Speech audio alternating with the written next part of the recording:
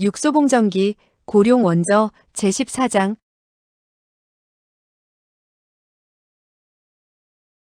제2부 수화대도 14. 꽃을 수놓는 남자 혹서 뜨거운 태양이 모래 먼지 가득한 길 위에 내리쬐이고 있었다. 상만천의 얼굴에 칼자국 역시 햇빛을 받아 붉은빛을 띠었다. 세 줄기의 칼자국에 7, 8군데의 내상 덕분에 그는 지금의 지위와 명성을 얻을 수 있었다. 비가 오고 습기 찬 날이면 내상 부위에 뼈가 시큰시큰 쑤시고 아파와 감개무량하게도 그날의 괴롭고 힘들었던 혈전이 떠오르곤 했다. 지금까지 살아있는 것이 정말 쉬운 일은 아니었다. 매월 500냥의 월급을 받을 수 있는 부총표두의 역할을 하는 건 더더욱 어려운 일이었다. 그것은 진실로 피와 땀을 맞바꾼 대가였다. 요즘에는 그가 직접 호송하러 나가는 일이 아주 드물었다. 진원표국의 총표두와 그는 본래 동문 사형제로 아침에는 무공을 연습하고 저녁에는 술을 마시면서 이미 몇 년간 유유자적하는 즐거움을 누리고 있는 터였다. 그들의 금창철검기만 보이면 동남 일대의 강도들은 감히 진원이 호송하는 물품을 건드릴 생각을 하지 못했다. 하지만 이번 호송은 아주 중요했다. 물품의 주인은 그들 사형제가 직접 운반해주기를 요구한 데다가 총표두의 관절염까지 재발하여 상만천 혼자서 거의 27근이나 되는 거철검을 메고 나가는 수밖에 없었다. 진원 위세를 드날린다. 쟁자수 노조는 이곳 밥을 벌써 20년이나 먹고 있었다. 나이는 적지 않지만 목소리는 여전히 컸고 또 중간중간 요긴할 때 12동이의 고량주를 마시고는 지금 막 정력을 과시하면서 앞에서 호송팀을 불러대고 있는 중이었다. 상만천은 푸른 수건을 꺼내 땀을 닦았다. 세월은 양보하는 법이 없어서 그는 갑자기 자신이 정말 늙었음을 느꼈다. 이번 호송 작업이 끝나면 노령으로 일선에서 물러나야 하는 때가 될 것이다. 날씨가 너무 더웠으므로 앞에 좀 시원한 곳이 있다면 목을 좀 축이고 다시 떠나도 늦지 않을 듯 했다. 상만천은 말고삐를 당겨 앞쪽으로 달려갔다. 노조를 막 도와주려고 하는데 돌연 앞쪽에 한 사람이 단정히 길가에 앉아 술을 놓고 있는 것이 보였다. 얼굴에 수염이 가득한 남자였다. 상만천이 강호를 떠돈 지 30여 년이 되었으나 남자가 술을 놓는 것은 본 적이 없었고 더군다나 이렇게 뜨거운 태양을 고스란히 받아가며 길가에 앉아 술을 놓는 사람은 더더욱 본 적이 없었다. 이 사람 혹시 미친 게 아닐까? 그는 정말 미친 사람처럼 보였다. 계란을 깨어놓으면 익을 정도로 뜨거운 날에 그는 자홍빛의 솜저고리를 입고 있었다. 기괴한 것은 얇은 헛옷을 입은 사람들조차 온통 땀투성이었는데 그의 얼굴에는 땀 한 방울조차 없었다는 점이다. 상만천은 미간을 찌푸리며 손을 휘둘러 뒤에 따라오던 운반 수레를 멈추게 하고는 쟁자수 노조에게 눈짓을 했다. 노조도 강호에서 달고 다른 사람으로 상만천이 처음으로 호송 운반을 할 때 쟁자수로서 그를 따라갔던 사람이다. 당연히 그는 나이든 주인의 뜻을 잘 알았다. 가볍게 기침을 한두 번 하더니 기력을 모아 달려나갔다. 이 수염 가득한 남자는 정신을 집중하여 술을 놓고 있었는데 마치 춘정이 일어난 여인네가 규방에서 바삐 혼례 예복에 술을 놓고 있는 듯한 모습이었다. 17, 8개의 수레가 이미 그 때문에 길을 가지 못하고 멈춰 섰는데도 그는 전혀 모르는 것 같았다. 그가 술을 놓고 있는 것은 한떨기 검은 모란이었는데 놀랍게도 여인네보다 섬세한 솜씨였다. 노조가 갑자기 소리쳤다. 친구가 수놓은 이 모란화는 아주 훌륭한 애만 아쉽게도 이곳은 술을 놓고 앉아있을 곳이 아니네. 그는 워낙 목청이 컸는데 지금은 또 이 사람을 놀라게 할 생각으로 더욱 큰 소리로 말했다. 그러나 이 수염 가득한 남자는 고개도 쳐들지 않았고 눈조차 깜빡이지 않았다. 설마 바보의 귀머거리는 아닐까? 노조는 참지 못하고 다가가 그의 어깨를 치며 말했다.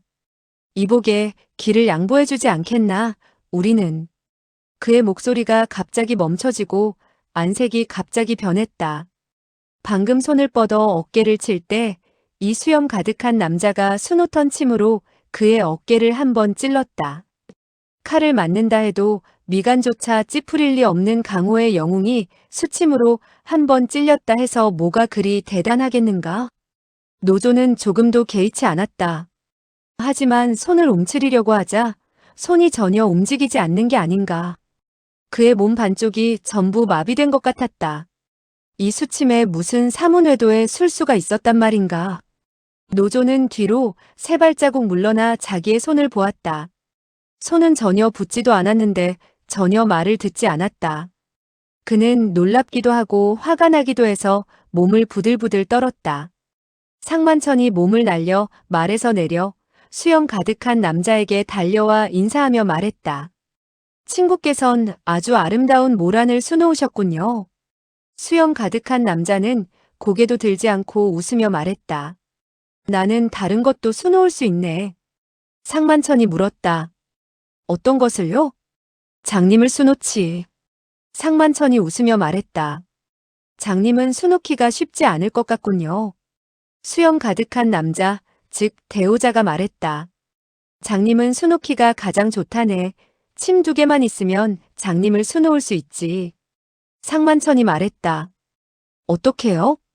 바로 이렇게. 그는 갑자기 손을 뻗어 노조의 얼굴에 침 2개를 찔렀다. 노조는 비명을 지르며 손으로 얼굴을 덮었다. 땅바닥에 쓰러져 대굴대굴 굴렀는데 소나기 사이로 피가 흘러나왔다. 바로 눈에서 흐르는 피였다. 상만천의 안색이 급변하여 손을 돌려 칼을 잡았다. 수염 가득한 남자는 도리어 유유자적하게 그곳에 앉아 말했다. 목에 침 2개 가지고 장님을 수놓지 않았나?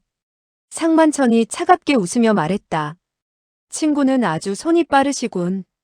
장님을 수놓는 게 가장 빠르다오. 침만 있으면 36명의 장님도 수놓을 수가 있지. 이 호송 작업에 참여한 사람은 상만천 자신까지 포함해서 정확하게 36명이었다.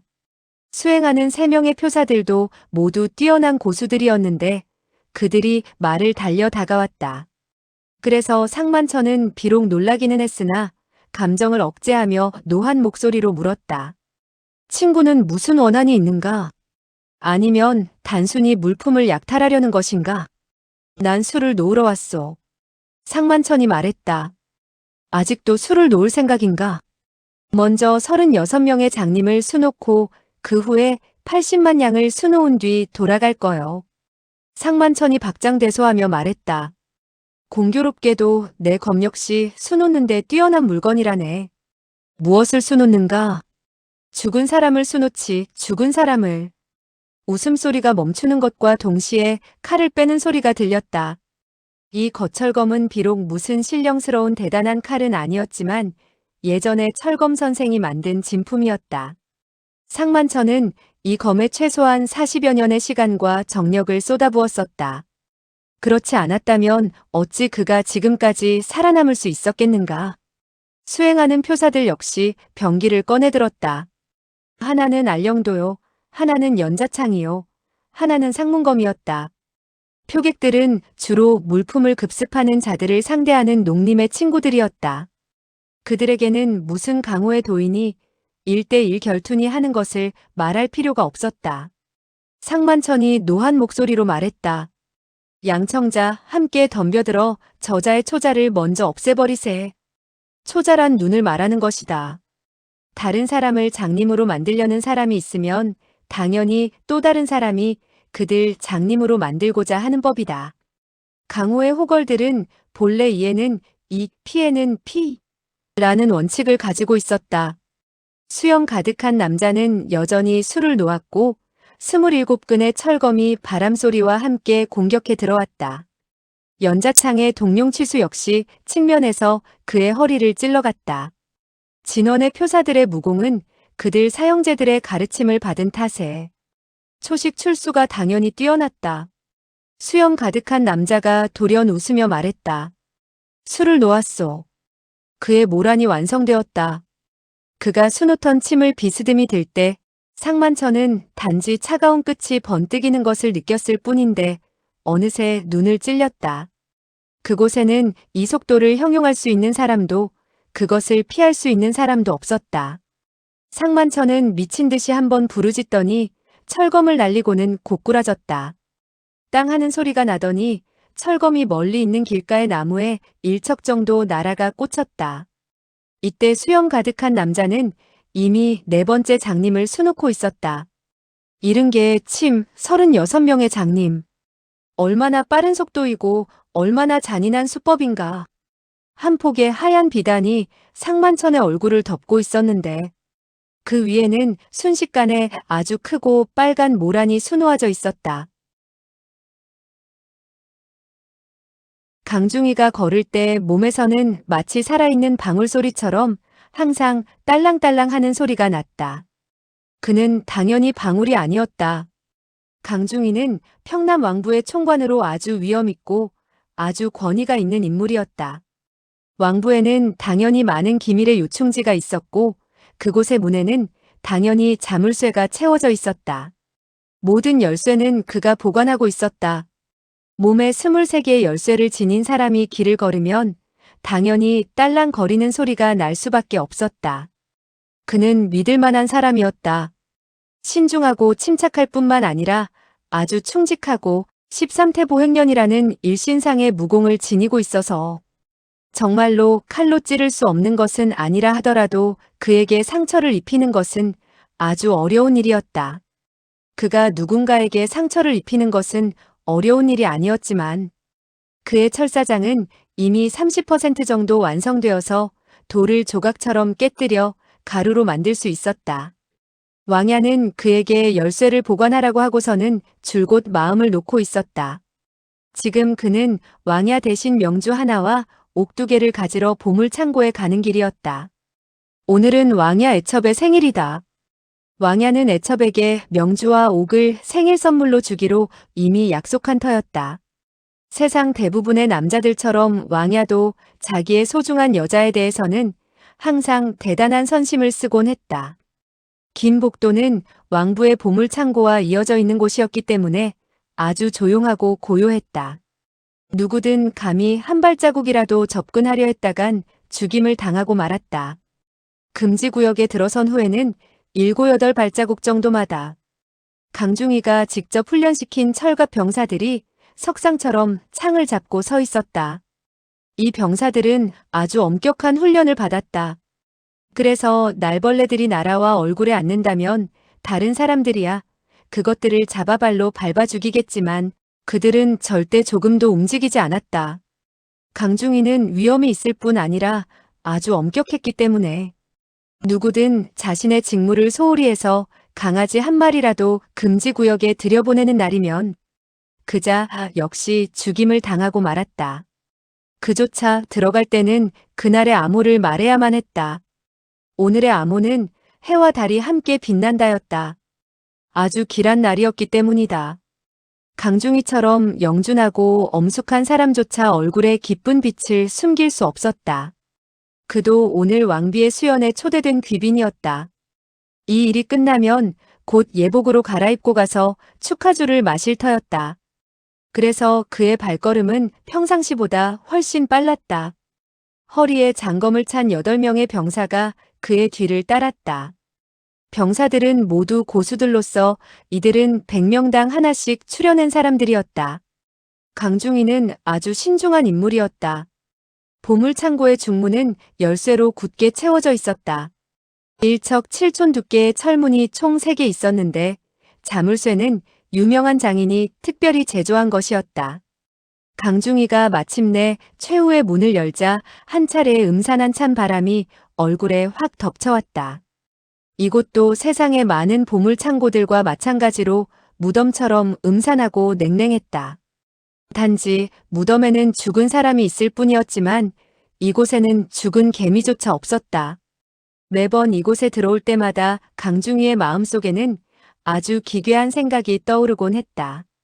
어떤 사람이 이보고 안에 있는 모든 것을 가지고 있다 해도 만일 이곳에서만 생활해야 한다면 무슨 쓸모가 있겠는가? 가령 그에게 이 세상 보물 전부를 준다 해도 그는 이곳에서는 단 하루도 머물기 싫었다. 이제 그는 또 다른 생각이 떠올랐다. 최대한 빨리 일을 끝내고 나가야지 하는 생각 말이다.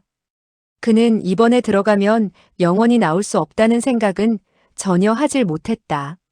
차갑고 음산한 보물 창고에는 놀랍게도 사람이 있었다. 그것도 산 사람이. 그 사람은 얼굴에 수염이 가득했고 자홍빛의 속옷을 입고 놀랍게도 보물 상자 위에 앉아 술을 놓고 있었다. 강중이는 이런 일이 생길이라고는 꿈에도 생각해 본 적이 없었다. 그는 자신의 눈을 믿을 수 없었다. 그러나 그의 눈앞에는 확실히 한 사람이 살아있는 한 남자가 앉아서 술을 놓고 있었다. 귀신이 아닐까? 귀신이 아니고서야 어떻게 이곳에 들어올 수 있단 말인가? 강중이는 등골이 오싹해져서 부들부들 떨기 시작했다. 그는 집중해서 술을 놓고 있었는데 꼭 여인네가 자기 규방에서 술을 놓고 있는 모습을 연상시켰다. 그는 검은 모란을 비단자락에 수놓고 있었다. 강중이가 겨우 진정하고는 가라앉은 목소리로 물었다. 당신은 어떻게 들어왔소? 수염 가득한 남자는 고개도 들지 않은 채 당당히 말했다. 걸어 들어왔소. 당신은 이곳이 어떤 곳인지 알고 있소? 수놓는 곳이지. 강중이가 냉소하며 말했다. 당신은 술을 놓으러 특별히 이곳에 왔다는 거요? 이곳에서만 술을 놓을 수 있기 때문에 온 것이요.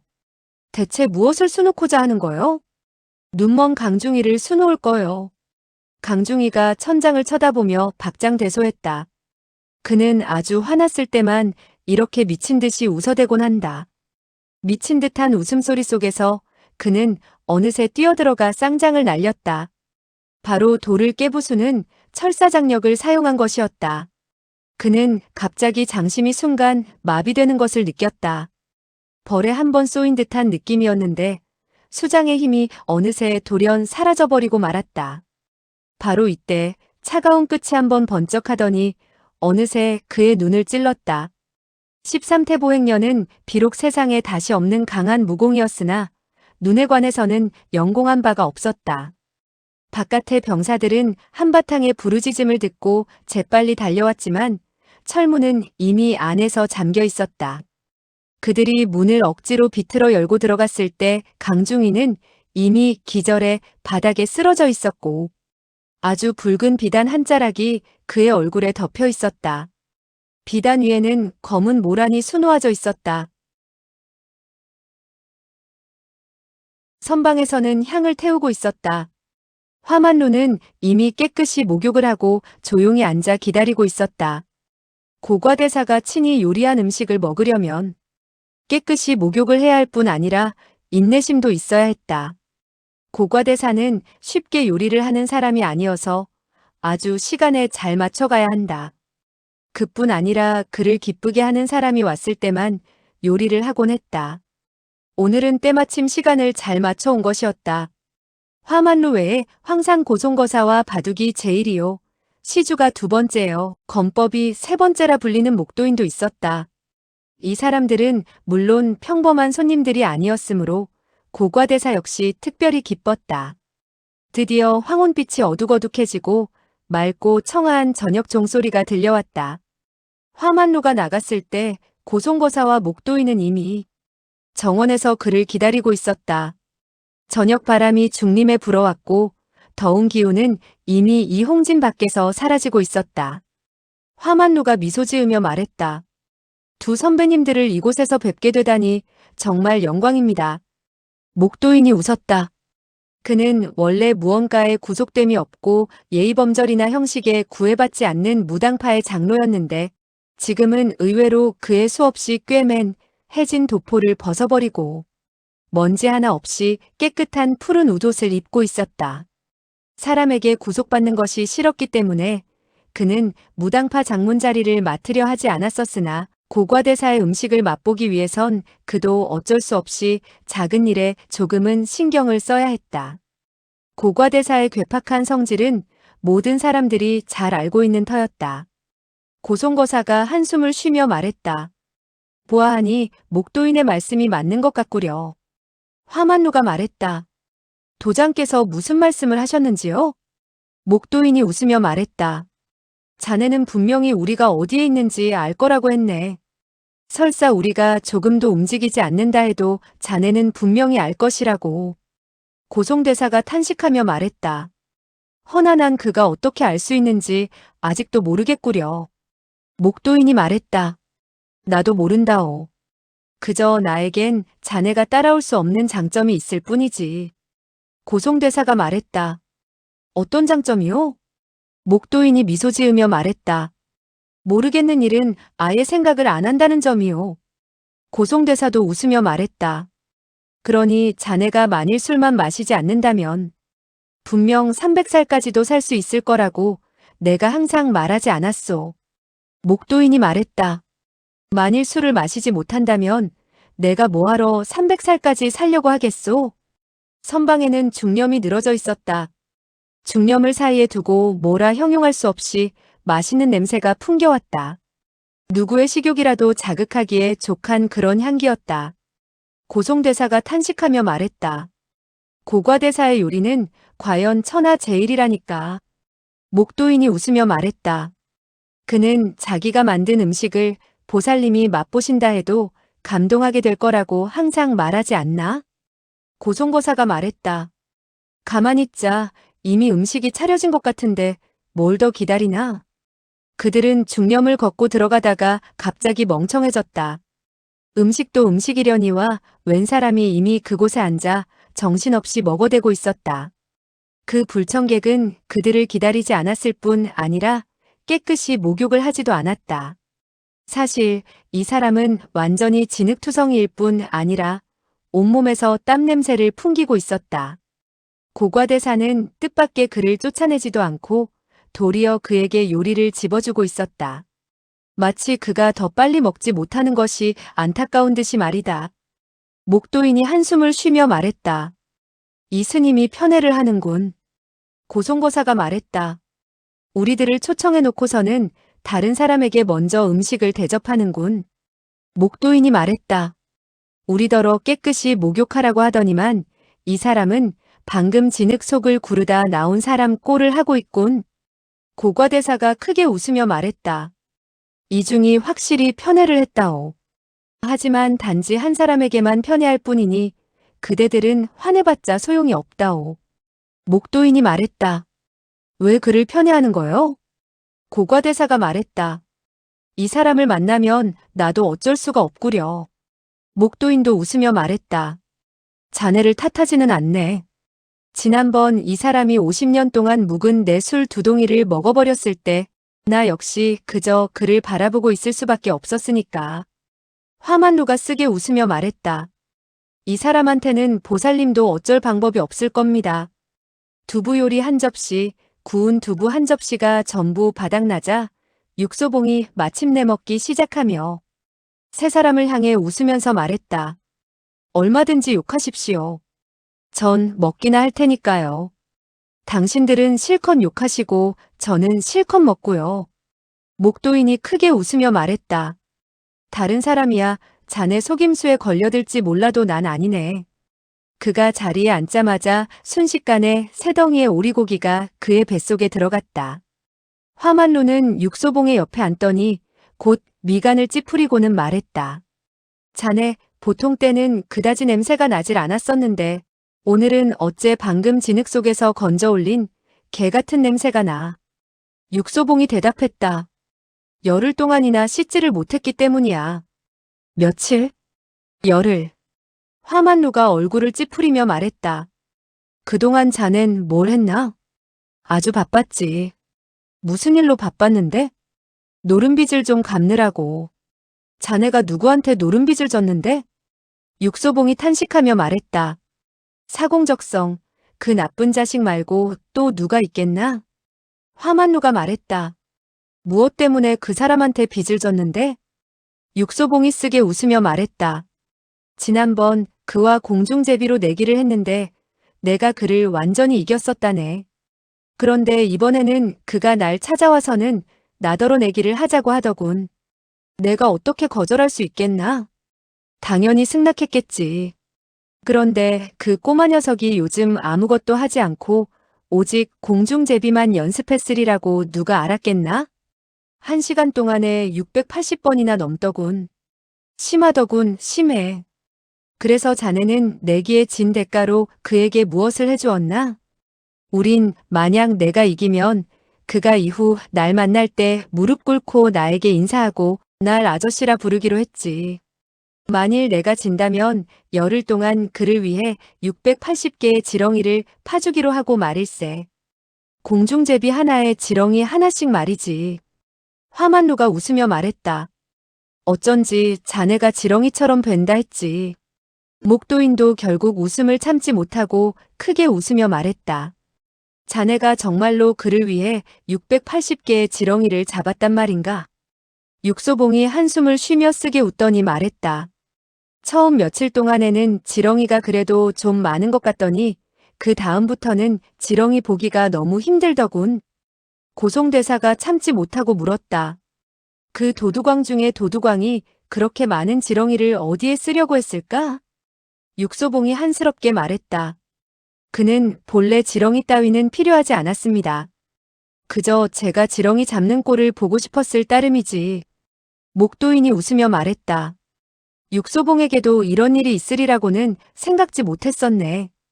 이거 정말로 유쾌한걸. 육소봉이 누나를 굴리며 말했다. 저와 내기 하나 하지 않으시겠습니까? 목도인이 말했다. 무슨 내기 말인가? 술내기요. 난 자네 속임수에 빠지지 않는다네. 육소봉이 그를 쳐다보며 말했다. 설마 패배를 인정하시는 건 아니시겠죠? 목도인이 말했다. 벌써 패배를 인정했다네. 난 자네보다 술을 못 마시고 건법도 서문치설과 엽고성에게 미치지 못한다네. 자네가 정말 내기를 걸고 싶다면 바둑으로 내기를 하는 게 어떤가? 육소봉이 크게 웃으며 말했다. 제가 당신의 속임수에 빠질 것이라고 생각하십니까? 목도인이 교만하게 말했다. 다른 사람들이야 내 바둑이 천하에서 제일이라는 건 알지만 바둑 말고도 내가 누구보다 잘하는 일이 하나 있다는 것은 모르고들 있지. 무슨 일인데요? 먹는 것. 자네 나와 먹기 내기를 하겠는가? 육소봉이 탄식하며 말했다. 내기를 하고 싶은 생각은 있었습니다만 안타깝게도 전 대식가가 아닙니다. 묵도인도 한숨을 쉬더니 말했다. 아니 그렇게 명성이 자자한 육소봉이 패배를 인정할 때가 다 있다니 정말 생각지도 못했는걸. 고과대사가 갑자기 말했다. 사실 요즘 강호에서 가장 이름을 날리는 건 이미 그가 아니라네. 육소봉이 말했다. 제가 아니라면 누굽니까? 고과대사가 말했다. 맞춰보게. 서문치설. 화만루가 말했다.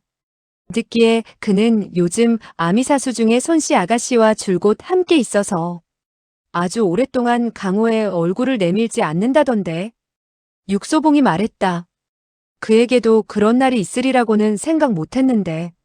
난 그가 조만간 스님이 되려는 줄 알고 있었는데. 고과대사가 말했다. 불문에 그런 스님은 필요 없다네. 육소봉이 말했다.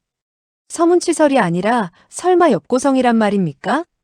고과대사가 말했다. 그도 아니라네. 목도인이 말했다. 엽고성은 최근 병이 아주 심각해졌지. 육소봉이 놀라 말했다. 병이라고요? 무슨 병인데요?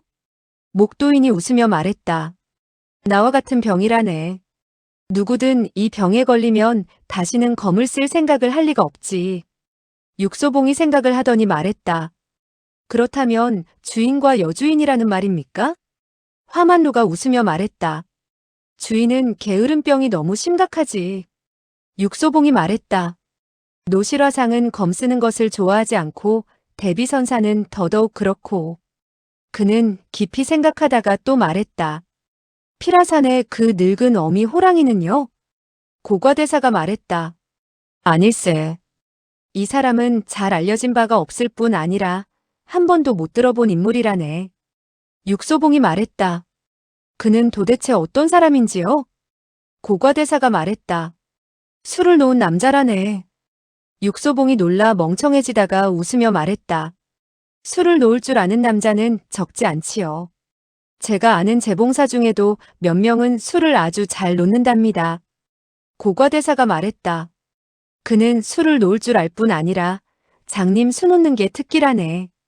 장님을 수놓는다고요? 듣자 하니 그는 최근에 적어도 7, 80명의 장님을 수놓았다고 하더군. 장님을 어떻게 수놓는데요? 그의 수놓는 2개의 침으로 하나를 수놓지. 육소봉이 마침내 조금 이해하고는 말했다. 그가 수놓은 사람들은 모두 어떤 인물들이었습니까? 그중 적어도 4, 5명은 자네가 아는 자들일세. 누구요? 상만천, 화일범, 강중이. 그가 말을 다 끝맺기도 전에 육소봉이 놀라 말했다. 평남 왕부의 강중이? 고과대사가 말했다. 그 외에 다른 강중이가 또 있나? 육소봉이 미간을 찌푸리며 말했다. 하지만 강중이는 왕부에 들어간 이후에 다시는 강호의 일에 상관하지 않았는데 어떻게 그 사람을 건드릴 수 있었죠? 고과대사가 말했다. 그는 본래 강중이를 건드리려는 건 아니었네. 왕부의 보물을 건드린 거지. 그가 강중이를 찔러 장님으로 만들고는 왕부의 보물들을 훔쳐갔군요. 그 밖에도 화옥헌이 소장하고 있던 70권의 자화, 진원의 80만 양, 진동의 보물, 금사의 9만 양의 은 등이 더 있지. 그는 한숨을 내쉬며 말을 이었다. 들리는 얘기로는 이 사람은 1개월 동안 6, 70여 개의 대사건을 일으켰는데 전부 그 사람 혼자 일을 저질렀다고 하더군. 육소봉도 탄식하며 말했다. 왜 저는 그 얘기를 듣지 못했을까요? 자네는 요즘 계속 서북지방에 있었잖나. 이 일은 모두 동남 일대에서 발생해서 며칠 전에야 이곳까지 전해왔다네. 게다가 자네는 바쁘게 지렁이만 잡고 있었고 최근에 전해져 온 소식이라면서 당신은 이미 알고 계셨군요. 아, 당신은 언제부터 소식에 이처럼 정통하게 되었나요? 고과대사가 탄식하며 말했다. 내겐 줄곧 소식에 정통한 사제가 하나 있어 왔다는 사실을 잊지 말게. 김구령 말씀입니까? 고과대사가 쓰게 웃으며 말했다. 다행히 나에겐 그런 사제가 하나뿐일세. 육소봉이 갑자기 길게 탄식하며 말했다. 이제 알겠습니다. 뭘 알겠다는 건가? 김구령은 강중위의 친한 벗이고 당년의 천하 제1의 명포수였으니 비록 이미 손을 씻었다 해도 이 일에 관여하지 않을 수는 없겠군요. 고과대사가 수긍했다. 누구든 하루라도 공문의 밥을 먹었다면 한평생 몸을 빼낼 수가 없는 법이다. 고과대사가 탄식하며 말했다. 난 그가 애초에 그 밥을 왜 먹었는지 아직까지도 이해 못하겠네. 목도인이 말했다. 자네는 그 사람도 스님이 되길 바랐단 말인가? 고과대사가 말했다. 중은 적어도 이처럼 복잡한 일은 없다네. 목도인이 말했다. 하지만 부인을 얻을 수가 없지 않나. 고과대사는 아무 말도 하지 않았다. 김구령의 가장 큰 결점은 풍류를 즐기는 점이라는 것을 강호의 사람들은 모두 알고 있었다. 그가 예전에 공문에 들어간 것도 여자 때문이라는 말이 있었다. 육소봉이 말했다. 김구령은 육선문에 의해 300년대의 최고수라고 공인된 바 있으니 무슨 사건이든 그가 맡기만 하면 모두 해결되겠죠. 고과대사가 탄식하며 말했다. 그래서 난 그의 가장 큰 단점이 바로 너무 뽐내는 것이라고 생각해왔다네. 총명이 너무 지나치거든.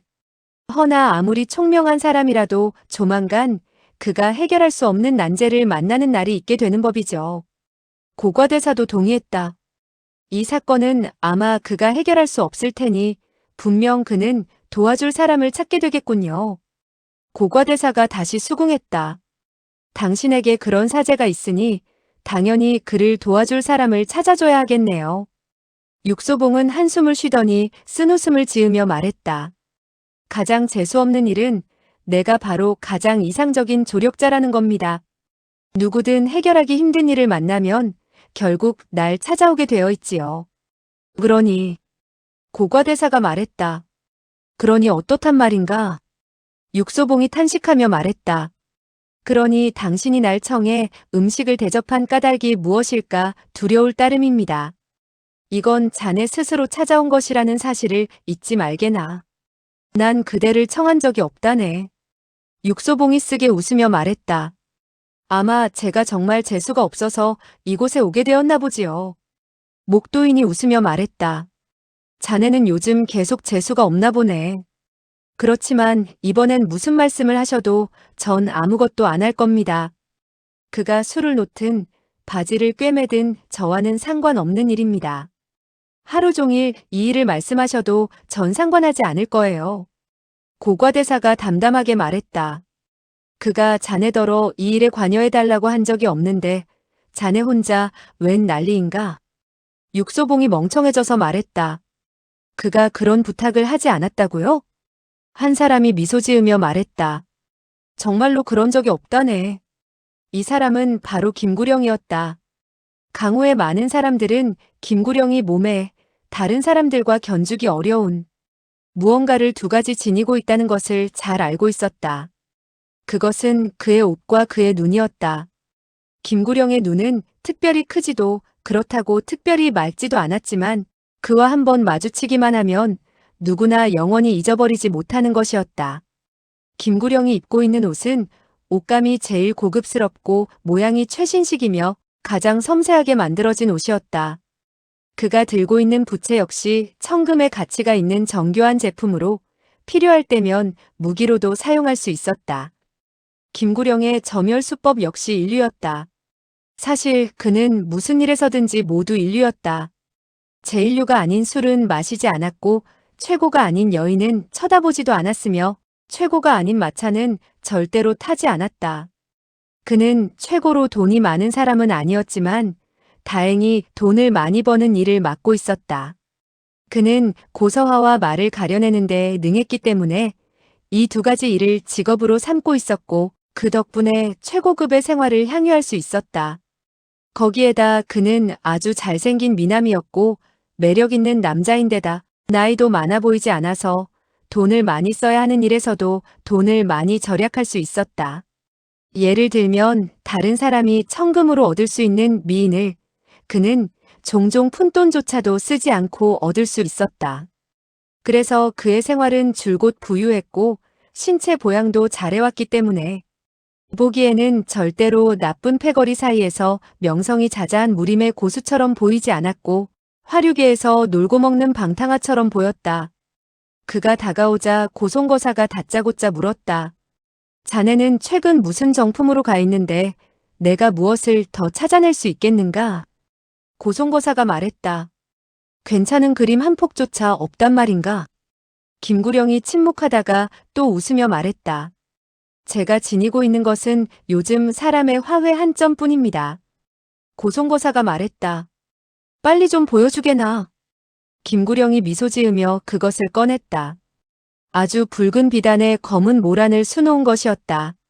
고송거사가 멍청해지더니 물었다. 이것이 뭐가 어떻다는 건가? 김구령이 웃으며 말했다. 최근 수놓은 것이지요. 고송거사가 물었다. 혹시 신침 설부인의 진품인가? 김구령이 대답했다. 아닙니다.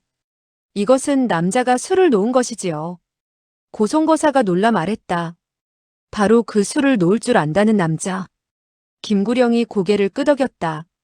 이것은 바로 그가 그 왕부의 보물창고에서 술을 놓은 것입니다. 육소봉이 말했다. 그가 정말로 거기에서 술을 놓았습니까? 강중이가 문을 들어갔을 때 그는 바로 안에서 이 꽃을 수놓고 있었다네. 육소봉이 미간을 찌푸리며 말했다. 왕부의 보물창고라면 경계가 삼엄할 텐데 어떻게 들어갈 수 있었죠? 김구령이 쓰게 웃으며 말했다. 그가 어떻게 들어왔는지 아는 사람도 추측할 수 있는 사람도 아무도 없다네. 조금의 단서도 남겨놓지 않았던가요? 없다네. 어떤 사람이지요? 얼굴에 수염이 가득하고 더운 날에도 커다란 속옷을 입고 있는 사람일세. 그리고요? 술을 놓을 수 있을 뿐 아니라 술을 아주 잘 놓는 남자이지. 그것뿐입니까? 다른 사람도 마찬가지일세. 어떤 사람도 이것보다는 절대로 많이 알지 못하지. 그의 무공은 어떻답니까? 모르네. 강중이조차 보지 못했다는 말입니까? 김구령이 탄식하며 말했다. 상만청 같은 노강호조차도 그가 어떻게 출소했는지 보지 못했는데 하물며 강중이 매냐? 강중이의 철장 공력은 동남에서 최고라 할 수 있을 텐데요. 김구령이 탄식하며 말했다. 허나 그는 손써볼 기회조차 없었다네. 육소봉이 미간을 찌푸리며 말했다. 그렇게 대단한 인물이 어떻게 갑자기 허공에서 나타날 수 있는지. 고과대사가 차갑게 말했다. 자네는 이 일에 관여할 생각이 없다면서 왜 그렇게 꼬치꼬치 묻는가? 묻는 것이 무슨 상관입니까? 김구령이 쓰게 웃으며 말했다. 당연히 아무 상관 없네. 단지 내가 아는 것 전부를 자네도 알게 되었을 뿐. 육소봉이 그를 쳐다보다가 또 갑자기 물었다. 당신은 어째서 이 일 전부를 제게 알려주는 겁니까? 자네가 물었으니까.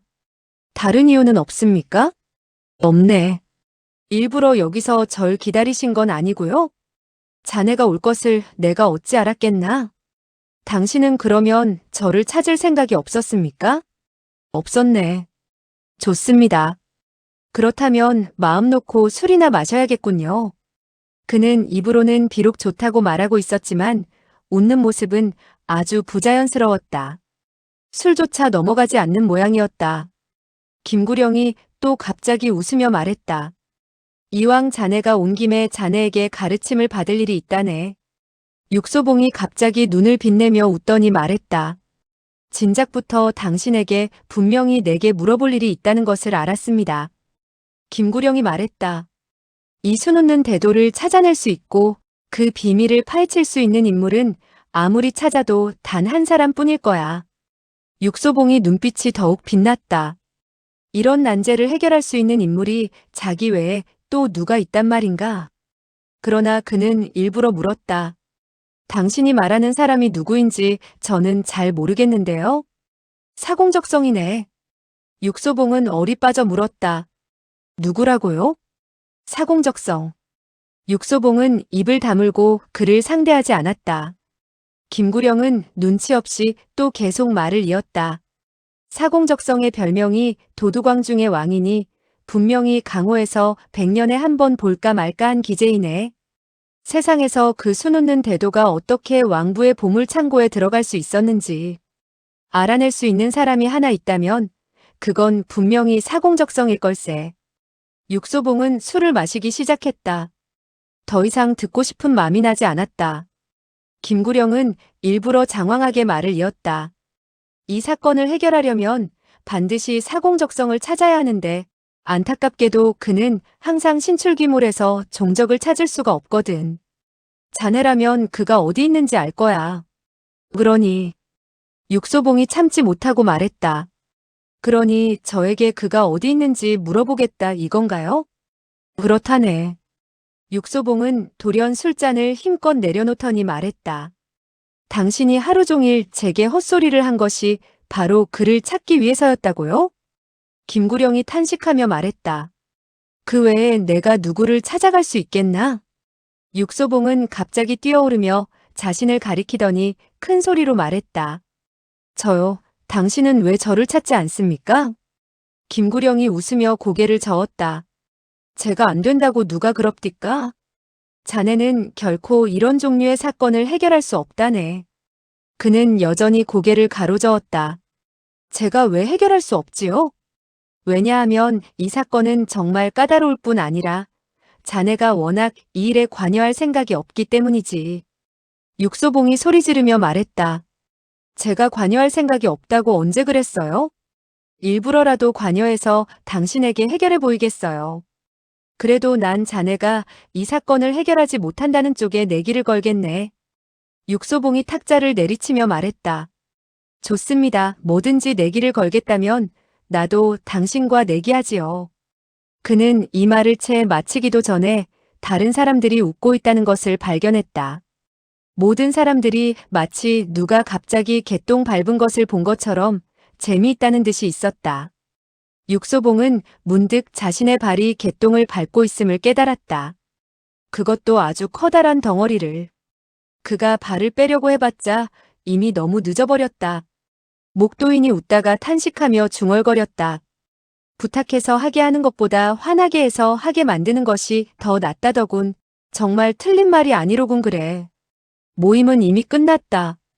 고송거사는 줄곧 양생지도에 가장 주의를 기울이고 있었으므로 일찍 자고 일찍 일어났고 고과대사는 일과가 남아 있었다. 운방도사의 거실에는 단지 세 사람만 남게 되었다.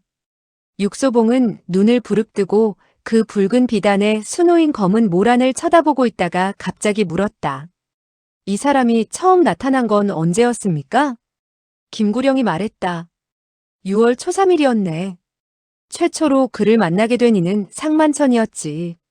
마지막은요? 가장 최근에 본 것은 13일 전이네. 며칠 동안 새로운 사건이 또 일어났는지 아닌지는 나도 모른다네. 사공적성은 13일 전에 저와 함께 공중제비를 하고 있었으니 분명 그는 아니군요. 난 처음부터 그를 의심해 본 적이 없다네. 육소봉이 차갑게 말했다. 당신은 정말 처음부터 나더러 도와달라고 할 생각이 없었습니까? 김구령이 웃으며 말했다. 난 자네가 그를 대신해 600여 개의 지렁이를 잡았다는 것을 알고 분명 여전히 원한이 가득할 것이라고 생각했지. 그래서 당신은 일부러 그 얘기를 해서 날 화나게 한 건가요? 그 방법이 아니면 어떻게 자네를 이 더러운 일에 끌어들일 수 있었겠나? 육소봉이 한숨을 내쉬며 말했다. 당신 같은 친구와는 정말 사귈 수가 없을 것 같군요. 어쨌든 지금은 우리 둘 다 이 더러운 일에 빠져버렸으니 몸을 깨끗이 씻어낼 생각이나 하세. 육소봉이 생각에 잠겨서 말했다. 먼저 우리는 도대체 이 사람의 내력이 무엇인지 알아내야만 합니다. 맞네. 제가 보건대 이 사람은 무공이 아주 높으니 막 나온 신출내기는 아닌 것 같습니다. 나도 그렇게 생각하네. 분명 아주 유명한 고수가 일부러 그렇게 변장하고 나와서 자신이 누군지 추측할 수 없게 만든 게야. 그가 일부러 커다란 수염을 달아 분장하고 커다란 속옷을 입고 길 위에 앉아 술을 놓는 것은 바로 사람들의 주의를 다른 곳으로 돌리지 않게 하기 위해서입니다. 김구령이 웃으며 말했다. 보아하니 자네 역시 이곳 밥을 먹여야 할 것 같으이. 나처럼 육선문에서 10여 년이나 생활한 늙은 여우조차도 자네처럼 정확하게 파악하긴 힘들었으니. 육소봉은 일부러 얼굴을 굳히며 말했다. 아부란 것은 아무리 많이 해도 좋은 법이지. 그때 화만루가 갑자기 말했다. 아무리 교묘히 위장한다 하더라도 결국에는 허점이 드러나게 마련인데 아마 상만천 등이 눈여겨보지 않았을 겁니다. 눈여겨보았다 해도 또 소홀했을 거고요. 그럴 가능성이 많지. 그러니까 우리들이 다시 그들에게 자세히 물어본다면 아마 단서를 찾아낼 수도 있을 겁니다. 육소봉이 미간을 찌푸리며 말했다. 우리들? 화만루가 말했다. 그래, 우리들. 그 우리들이란 자네도 포함시킨 얘긴가? 화만루가 웃으며 말했다. 나 역시 장님이라는 사실을 잊지 말게나. 장님에 관한 일을 어찌 내가 상관치 않을 수 있겠나? 육소봉과 김구령은 서로 한번 쳐다보더니 조금 무안하고 멋쩍음을 느꼈다. 그들은 장님의 장단점을 하루 종일 얘기하면서도 바로 옆에 장님이 있다는 사실을 잊어버리고 있었던 것이다. 여태까지 화만루를 정말 장님이라고 생각한 사람은 아무도 없었던 것이다. 육소봉이 두어 번 받튼 기침을 하더니 말했다. 좋아, 그럼 일을 각자 나눠서 처리하도록 하세. 당신들 두 사람은 상만천과 강중이를 찾아가라고. 자네는? 육소봉은 붉은 비단 자락을 품 안에 집어넣으며 말했다. 나는 이 물건을 가지고 한 사람을 찾아가겠습니다. 누구를 찾아가려는 겐가? 한 마리의 늙은 어미 호랑이입니다. 어느 호랑이 말인가? 당연히 가장 아름다운 호랑이지요. 김구령이 웃으며 말했다. 가장 아름다운 것은 가장 잔인한 것이기도 하다는 것을 잊지 말게나. 그녀에게 물리지 않도록 조심하라고. 화만루가 담담히 말했다. 그는 분명히 조심할 겁니다. 어째서? 화만루가 미소 지으며 말했다. 왜냐하면 그는 이미 여러 번 물린 적이 있기 때문이지요. 무림에는 4마리의 어미 호랑이가 있는데 이 네 마리 모두 이미 육소봉을 여러 차례 문 적이 있는 것 같았다.